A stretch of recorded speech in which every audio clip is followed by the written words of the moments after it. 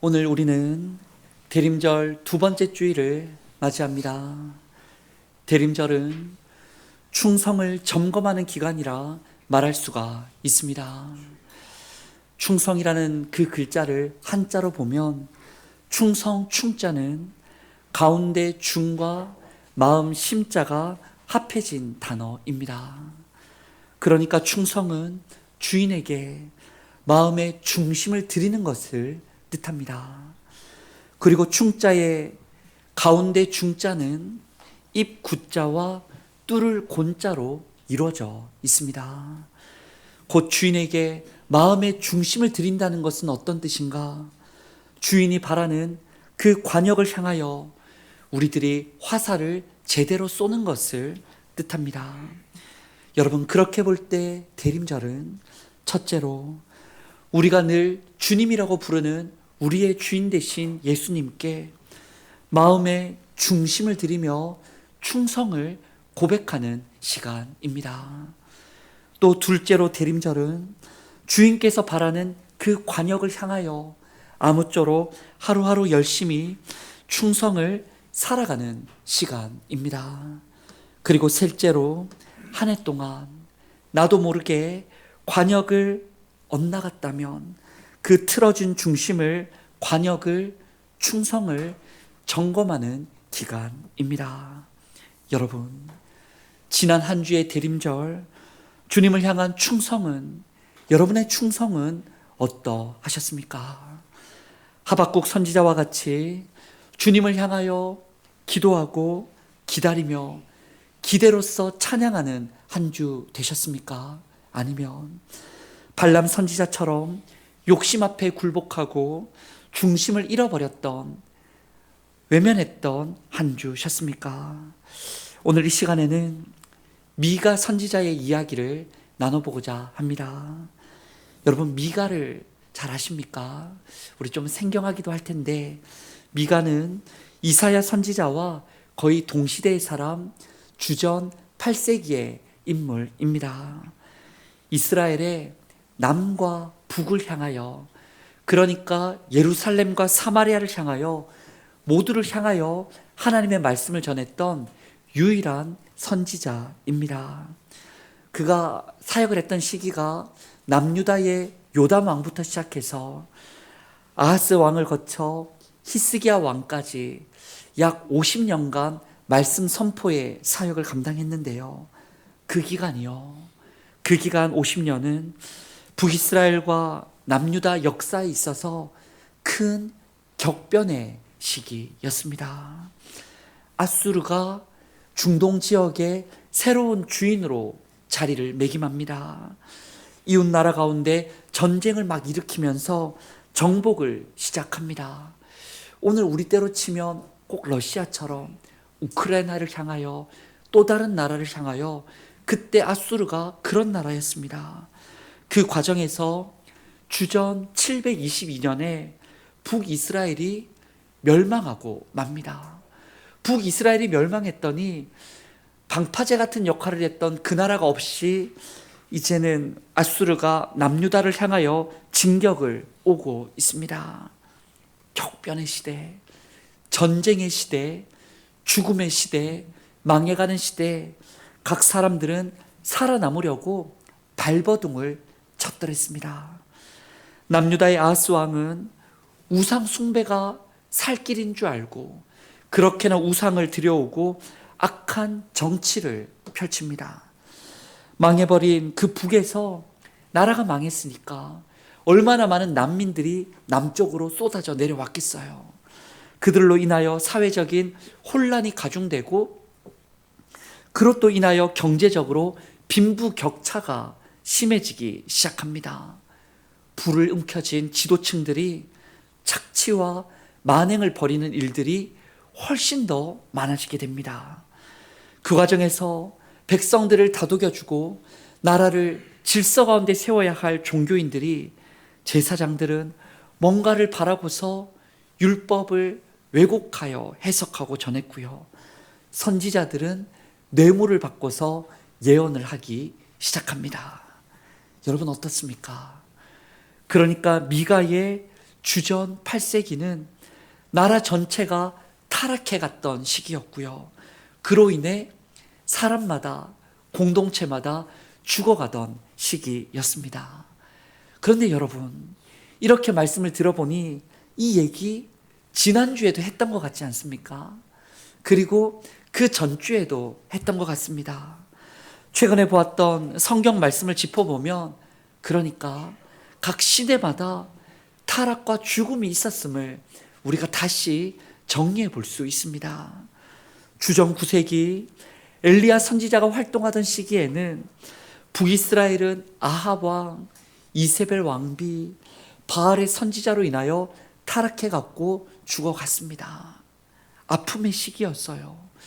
헌데 한 세기 뒤에 주전 8세기, 지금 보았던 미가 때에 북이스라엘이 진짜 망하고 말았고 남유다 역시 영적으로 병들어 갑니다. 그러고 나서 주전 7세기, 우리가 얼마 전 보았던 주전 605년의 말입니다. 예레미야와 하박국 선지자 때 남유다는 그렇게나 더욱 악해져 갔고 결국에 바벨론에게 멸망하고 말았던 겁니다. 여러분, 그런 일들이, 타락했고 심판받고 멸망했던 일들이 세대마다 일어납니다. 지역마다 일어났어요. 그리고 그 일이 언제까지 여러분 이루어졌어요? 세대와 세대를 거쳐 오늘 21세기까지 세상의 정치, 경제, 사회, 외교, 문화, 종교에까지 세상은 참 어두워가고 있고 우리는 참 걱정하고 있습니다. 그런데 진실로 은혜가 무엇인지 여러분 아십니까? 각 세대마다 아프고요. 나라가 언제나 종말에 가깝다라고 말들을 하곤 했는데 정말 은혜인 것은 그 시대에 어둠이 짙어갈 때마다 언제나 하나님께서, 살아계신 하나님께서 은혜와 생명의 빛을 이 세상과 나라 가운데 비추어 주셨다라는 사실입니다. 주전 9세기 엘리야를 보내시고 또 그 다음 세기 미가를 보내시고 또 그 다음 세기 예레미야와 하박국을 보내시는 겁니다. 왜 보내셔요? 말씀을 전해주십니다. 돌아오라 말씀해 주세요. 어떤 때는 울어주시고 어떤 때는 탄식하시며 죽어가는 이 시대에 살 길이 여기 있다라고 하나님은 끊임없이 알려주고 또 알려주셨던 겁니다. 여러분, 그러면 오늘 이 시간에는 하나님께서 미가 선지자를 통하여 이 어수선한 시대를 살아가는 이 시대에 참 추워지는 오늘날을 살아가는 우리에게 어떤 말씀을 주시는지 들어보기 원합니다. 특별히 마음의 중심을 회복하기 위해 어떤 메시지를 주시는지 귀 기울이면 좋겠습니다. 첫째로 하나님께서는 은혜를 기억하라 말씀하십니다. 오늘의 본문, 거대한 법정 드라마처럼 이야기가 진행되고 있습니다. 1절에서 2절을 봤더니 하나님께서 법정의 주재자로 서 계십니다. 여러분, 피고는 누구예요? 피고는 이스라엘 백성들입니다. 증인은 누구입니까? 산들과 언덕이 증인으로 부름받았습니다. 재판은 시작됐고 하나님께서 탄식 섞인 먼저 재판을 여는 질문을 하십니다. 그 내용이 3절부터 5절까지 이어지는데 의역하면 이렇습니다. 제가 한번 읽어봐 드려요. 내 백성아, 내가 너에게 도대체 뭘 잘못했느냐? 내가 언제 너를 괴롭게 했었느냐? 오히려 내가 너를 애굽에서 건져내지 않았느냐? 광야에서는 만나와 물로 먹여주지 않았었느냐? 모압 발락왕의 저주 때에 발람의 입을 막아 축복으로 바꿔주지 않았었느냐? 요단강을 건너 결국에 약속의 땅 길갈까지 내가 너와 함께 걸어가지 않았느냐라고 하나님 말씀하십니다. 여러분, 하나님의 이 최초 발언, 무엇을 말씀하시는 거예요? 그 법정 신문의 단 한 문장으로 이 내용을 말해보면 그렇게나 큰 은혜로 여기까지 인도했는데 도대체 너희들 왜 이렇게 하냐라고 하나님 말씀하십니다. 여러분, 그렇습니다. 당시 남유다가 그렇게 극심하게 타락하고 심판받고 죽음이 드리웠던 것은 그들이 처음 마음을 잃어버리고 충성하지 못했던 이유는 다른 게 아니라 하나님의 큰 은혜를 잊어버렸기 때문입니다. 오늘날의 여러 교회가, 여러 성도들이 주님께 충성하지 못하는 이유는, 오늘날 우리가 비틀거리는 이유는 다른 게 아니라 은혜를 잊어버렸기 때문입니다. 성도 여러분, 대림절은 은혜를 다시 회복하고 기억하는 계절입니다. 대림절 두 번째 주간을 보내며 무엇보다 내가 받은 은혜를 한번 세어보시기를 원합니다.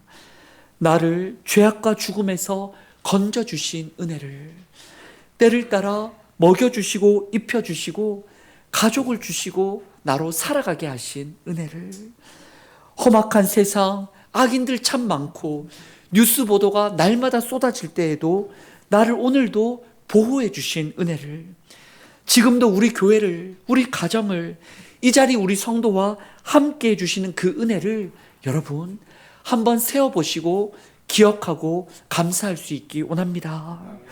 우리가 잘 아는 영혼을 위한 닭고기 스프라는 시리즈 책이 있습니다. 한 번쯤 예전에 읽어보셨을 텐데 그 책 내용 중에 이런 이야기가 있어요.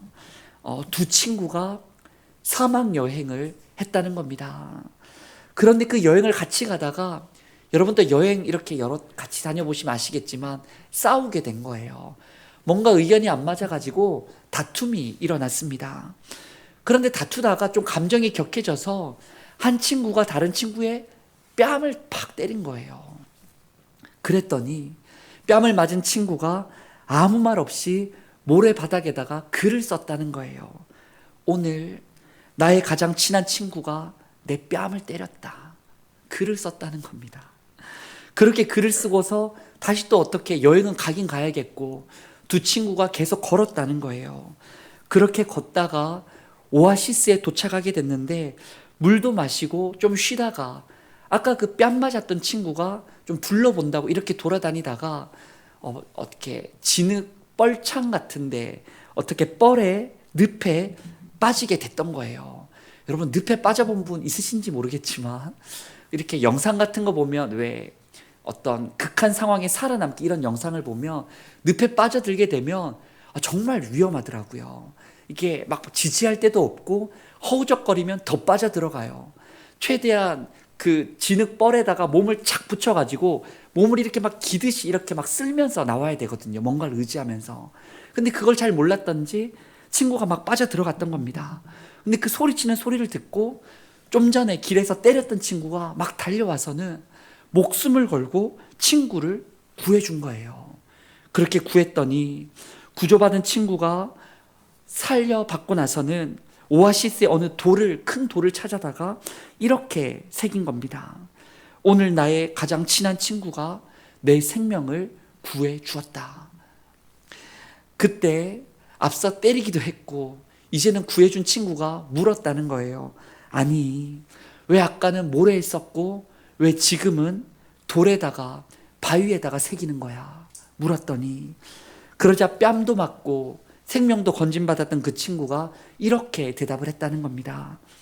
상처는 바람이 불면 지워지도록 모래에 적어야 하고 은혜는 어떤 비바람에도 지워지지 않도록 돌에 새겨야 하기 때문이라네. 여러분, 그렇습니다. 그 주님의 크신 은혜를 우리도 돌에 새길 수 있기를 원합니다. 그렇다고 뭐 수석하는 데 찾아가서 돌을 사다가 새기란 뜻이 아니고 여러분, 우리 마음에 새길 수 있게 원합니다. 잘 보일 수 있도록 마음 비석에다가 진짜 나는 이 은혜는 잊지 말아야 된다라고 첫사랑의 은혜를, 살려주셨던 그 은혜를, 우리 가정이 이렇게 이만큼 올 수 있었던 그 은혜를 여러분, 은혜의 일기장을 내 마음의 돌판에 새기기를 원합니다. 은혜를 잊지 않는 사람은 중심이 충심이 흔들리지 않을 줄 믿습니다. 둘째로 하나님께서 이렇게 최초 발언을 하자 이어서 법정에서 백성들은 반문하는데 뭐라고 말하냐면 그럼 얼마를 더 드리면 되겠냐라고 반문합니다. 여러분 드라마 가을 동화를 예전에 참 우리 감동받았던 많이 울었던 가을 동화 드라마를 기억하실지 모르겠습니다. 그 드라마에 유명한 장면이 하나 있어요. 아마 드라마를 못 보신 분도 아실 텐데 재벌 2세로 나오는 한태석이가 여러분 한태석이가 누군지 아세요? 원빈이 사랑하는 여자 은서 송혜교를 붙잡기 위해서 이런 말을 했더랬습니다. 제가 좀 따라하기 좀 민망한데 사랑 묻고 나서 웃기지 마 묻고 나서 이제 돈으로 사겠어 얼마면 될까 얼마면 되겠냐라고 막 이렇게 말을 격정적으로 합니다. 이미 관계는 깨어져 있고 은서의 마음은 자기를 향하지 않는데 말입니다. 태석은 사랑을 돈으로 살 수 있을 것이라 착각을 했던 겁니다. 정작 중요한 건 마음이고 서로 마음과 마음이 연결되는 관계인데 말입니다. 분노의 언어로 돈의 언어로만 마음이 연결되지 않은 여인을 쥐고 흔들고 있던 주인공입니다. 여러분 그런데 오늘 말씀 미가 6장에서도 이스라엘 백성들이 하나님께 따지며 반문하는 모습이 그 드라마와 비슷합니다. 하나님께서는 그 은혜를 잊어버린 백성들에게 마음과 마음이 연결되지 못하고 끊어버린 백성들에게 탄식하고 계신데 말입니다. 사실은 법정에 무섭게 서 있으시지만 마음으로 울고 계시는데 말입니다. 그 백성들이 반문하는 거예요. 6절부터 7절을 봤더니 그럼 하나님 1년 된 송아지면 되겠습니까? 제사 더 드리면 되는 거예요. 천천의 순양이면 족하시겠습니까? 더 예물 바치면 되잖아요. 만만의 기름이면 충분하겠습니까? 심지어 내 맏아들을 드리면 만족하시겠습니까? 라고 하나님께 대들듯 이거면 되겠냐라고 말합니다. 진정한 사랑은 없이 그냥 형식적인 것을 가지고서 하나님께 따집니다. 하나님 얼마면 돼요? 얼마나 더 드리면 문제를 해결해 줄 거고 얼마나 더 드리면 우리나라를 도와줄 거냐라고 그들은 하나님께 말합니다. 여러분 우리도 인생과 신앙의 그 광야길 속에 이런 질문을 하나님께 혹은 따질 때가 있습니다. 하나님 예배에 더 나오면 되겠습니까? 헌금을 더 많이 하면 족하시겠습니까? 봉사를 더 많이 하면 상황을 바꿔주시겠습니까? 여러분 물론 예배도 예물도 섬김도 하나님이 보시기에 다 아름다운 겁니다. 너무 좋은 거예요. 그런데 하나님께서 알려주시는 것은 중심이 없는 예배는, 감사가 없는 헌금은, 사랑이 없는 섬김은 아무리 많이 드린다고 할지라도 하나님께서 기뻐 받으실 수가 없다는 거예요. 하나님이 진짜 원하는 건 우리의 중심이라는 거예요. 다르게 말해 내 존재 그 자체를, 진짜 나를 하나님은 원하시는데 정작 나는 드리지 못하고 이거 드릴까요? 저거 드릴까요? 이거면 되겠어요? 라고 딴 걸 가지고 말하고 있으니 하나님 마음이 속상한 겁니다. 실제로 미가 선지자 당시에 당시 제사와 제물과 헌신이 문헌에 보면 참 많이 하나님께 드려졌다라고 합니다.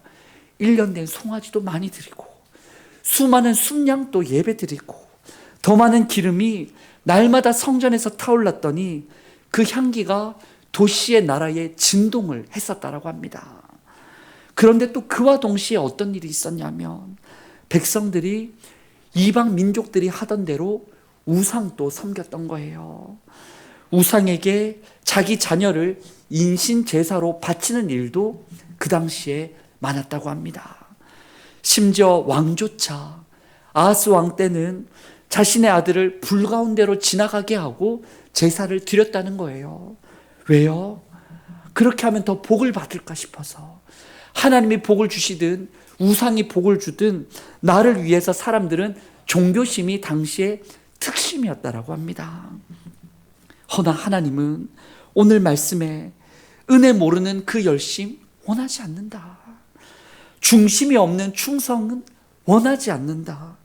맹목적인 신앙 기뻐하지 않는다라고 백성들에게 정말 말하고 말씀하십니다. 여러분, 가운데 중자가 없는 충성 충자는 있을 수가 없습니다. 우리의 모든 신앙의 양식과 삶에 진심을 담을 수 있는, 진짜 나를 담을 수 있는 우리 모두가 될 수 있기 원합니다. 예배에도 이 시간, 교제하는 시간에도, 오늘 소그룹 시간, 교육하는 시간에도, 서로 가르쳐 줄 때에도, 봉사할 때에도, 전도와 선교 자리에도 누가 어떻더라가 아니고 이렇게 했으니까가 아니라 진짜 나를 원하시는 하나님께 나의 중심은 어떠했는지 돌아보는 이번 대림절기 될 수 있기 원합니다. 그럼 여러분, 하나님은 우리의 중심을 원하시는데 어떤 중심을 원하시는 겁니까? 바로 이에 대해 셋째 메시지는 정의와 사랑과 동행을 원한다라고 말씀하십니다.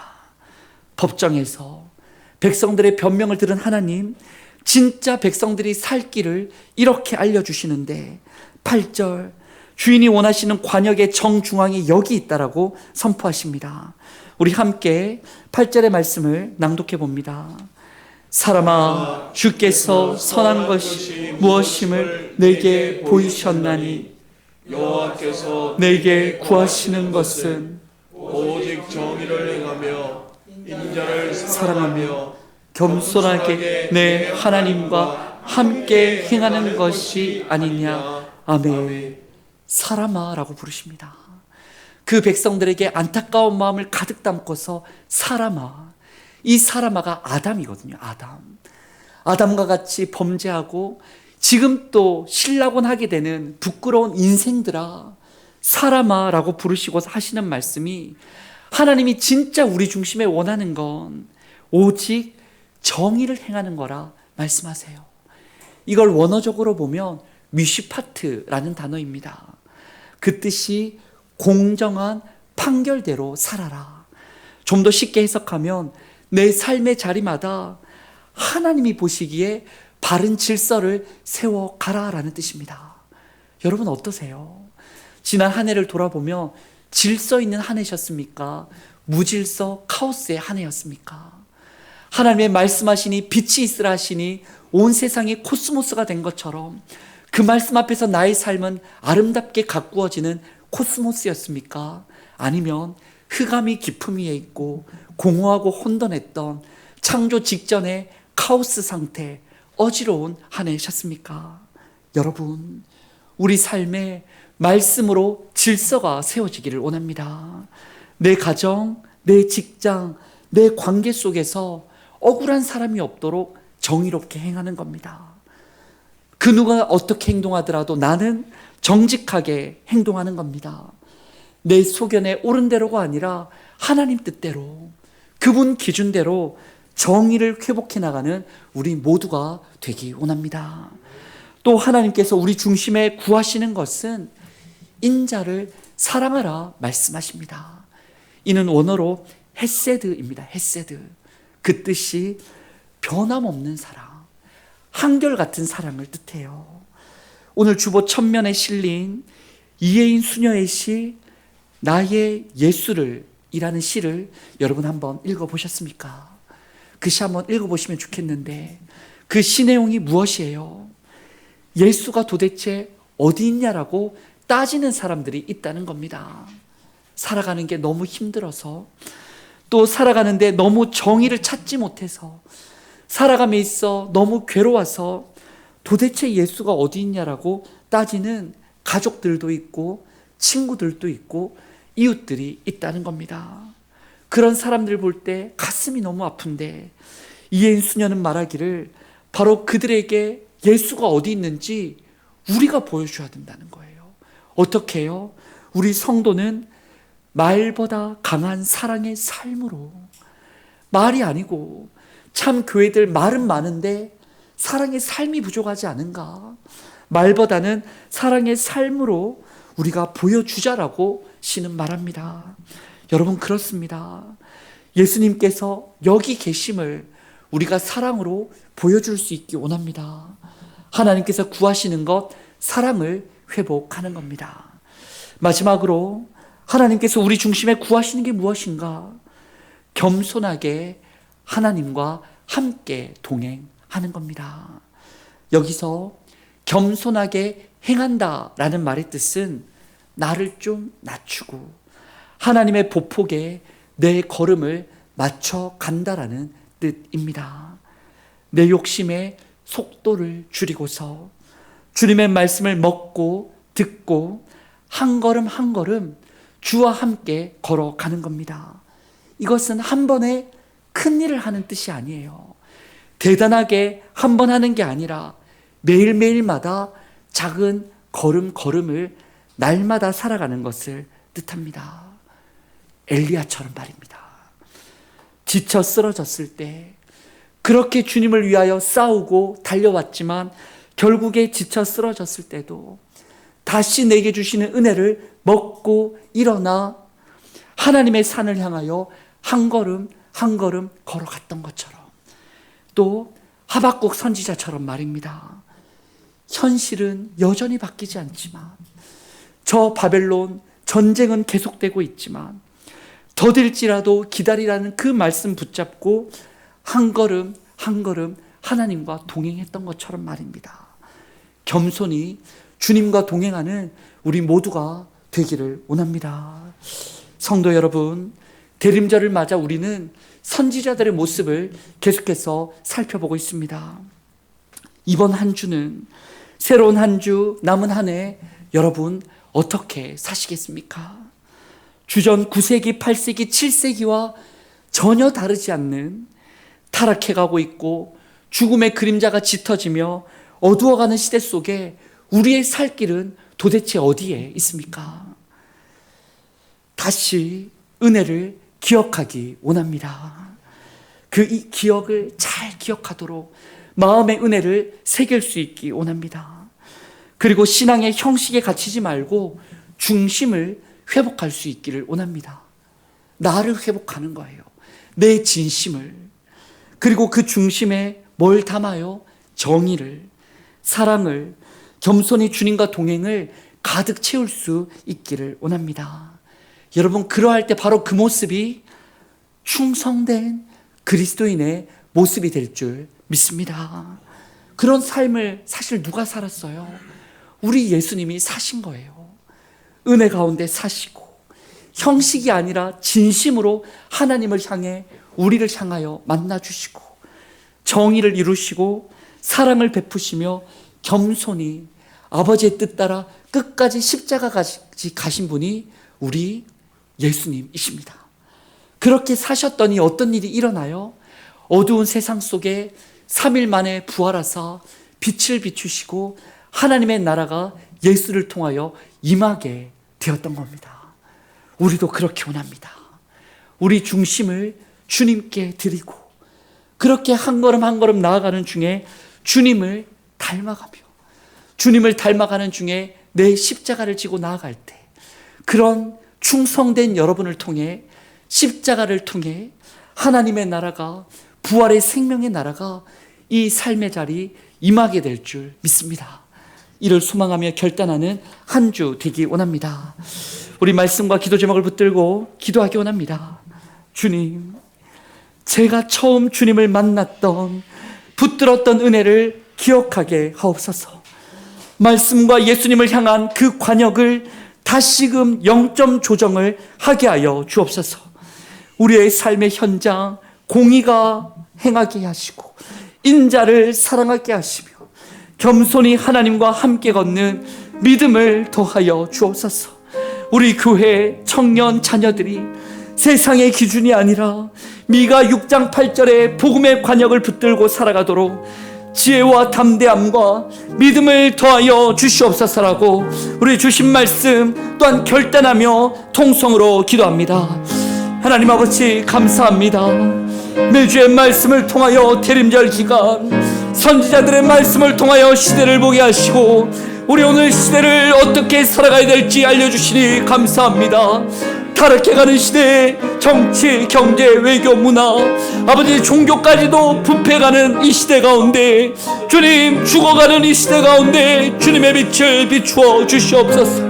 시대마다 역사하신 하나님이시오니, 시대마다 말씀해 주신 하나님이시오니, 시대마다 역사하신 하나님이시오니, 이 시간에도 우리를 찾아오사 말씀하여 주시오.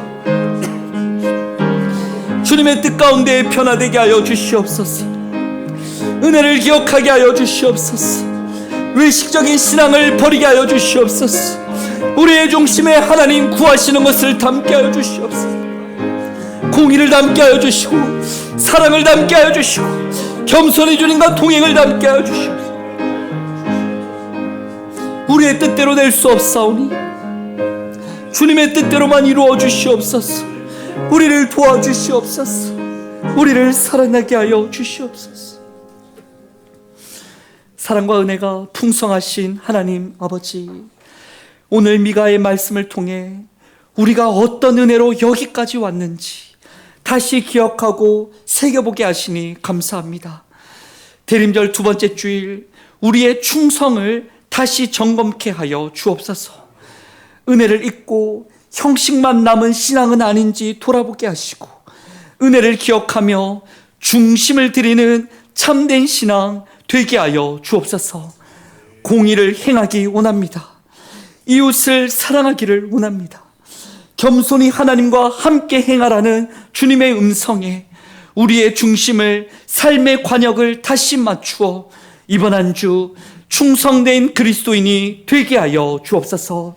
예수님의 이름으로 기도드립니다. 아멘.